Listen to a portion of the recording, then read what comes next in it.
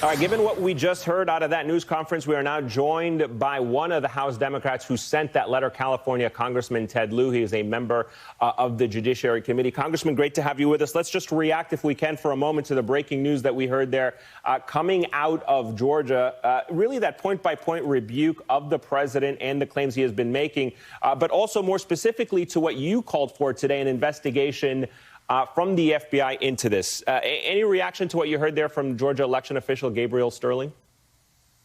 Thank you for your question. That was a stunning takedown of all the bizarre conspiracy theories that Donald Trump and his enablers have put forward. And it really shows you how out of touch Donald Trump has been. And it's not just out of touch. Donald Trump has now been committing crimes. He's the most powerful man in the world, and he was threatening the Georgia Secretary of State to essentially commit election fraud.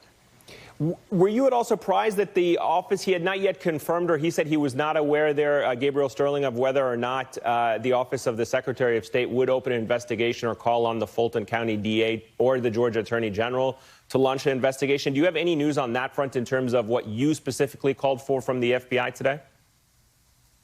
I don't have any news on the Georgia election officials front, and Mr. Sterling might not be the person in the position to refer such a case to the relevant law enforcement authorities. What I do know is that the Georgia State Code is very clear. It is a crime to solicit election fraud, and that's what Donald Trump did over and over again on his 1-hour phone call with the Georgia Secretary of State. Yeah, so tell us a little bit more about why you and Congresswoman Kathleen Royce of New York decided to refer this to FBI Director Christopher Wray. Have you had any response so far from the FBI that you can share with us? Sure. So Congresswoman Rice and I are both former prosecutors, and when we heard that phone call, it was very clear to us that crimes had been committed on that call. Specifically, under 52 U.S.C. Section 2511, you cannot knowingly and willingly essentially attempt election fraud. And that's what Donald Trump did when he told the Georgia Secretary of State to go find 11,780 votes. That's a very specific number. It's one more than he needs to win the state of Georgia. He also told the Georgia Secretary of State to recalculate the votes. And both of those statements would constitute an attempt at election fraud. We only sent a letter this morning, so the FBI does take some time to investigate, so we don't expect a response immediately. Let me ask you really quickly before I get to what this means for the president, even potentially pardoning himself. My colleague Garrett Hake was reporting on Capitol Hill, Representative Hakeem Jeffries, among others, not necessarily concerned with looking back or opening an investigation into this phone call. What would you say to Representative Hakeem Jeffries if you had a difference of opinion about whether or not this call should be investigated? He wants to look forward and the incoming Biden administration not focus on this call. I think it's fine to look forward. At the same time, law enforcement should do what they do, which is investigate potential crimes, and then it'll be up to the prosecutors to decide whether or not they want to charge those crimes. It's very clear that the evidence is now in broad daylight.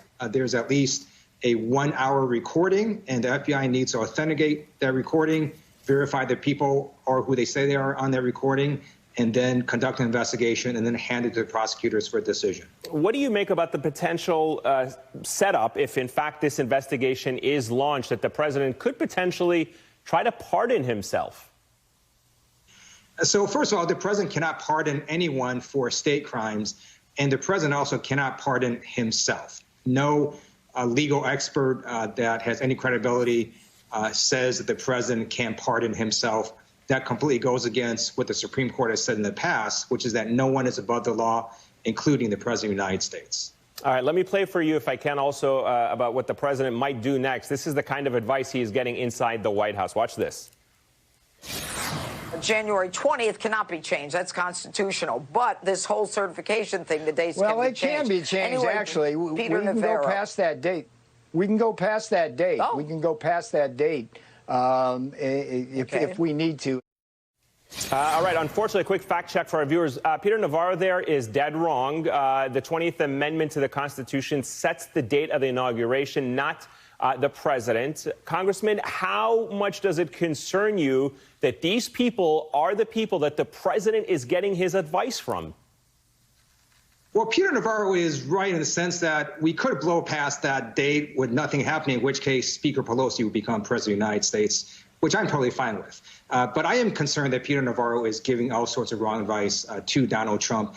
And it's really his enablers that have made it worse and what Donald Trump is doing. And hopefully we have more and more Republicans stand up, such as a number of Republican senators and House members who have said that they will not object to Electoral College results on Wednesday. All right, Congressman Ted Lieu of California, sir, thank you so much for joining us this afternoon. I appreciate your time and patience. Thank you. Thank you.